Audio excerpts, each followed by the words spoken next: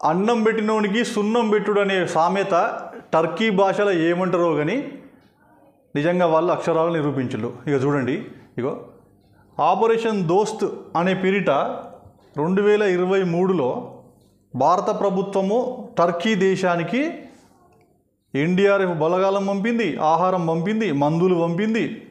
భూకంప బాధితులు 2023లో టర్కీలో వచ్చిన భూకంపం మామూలు భూకంపం కాదు, అన్ని రకాల సాయం చేసింది భారత ప్రభుత్వం మానవతా దృక్పథంతో.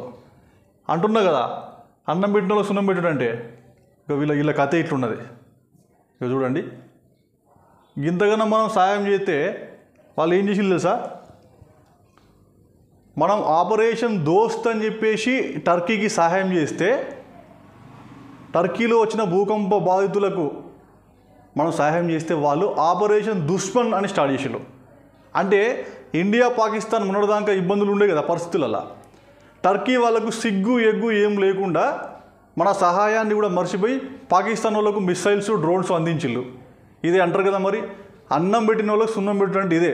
కాబట్టి బైకాట్ టర్కీ, మనం టర్కీ వస్తువులను కొనొద్దు, టర్కీకి పోవద్దు.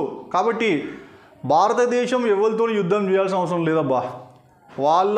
ఆ దేశాలు ఉత్పత్తి చేసిన వస్తువులను వాడుకుంటే చాలు.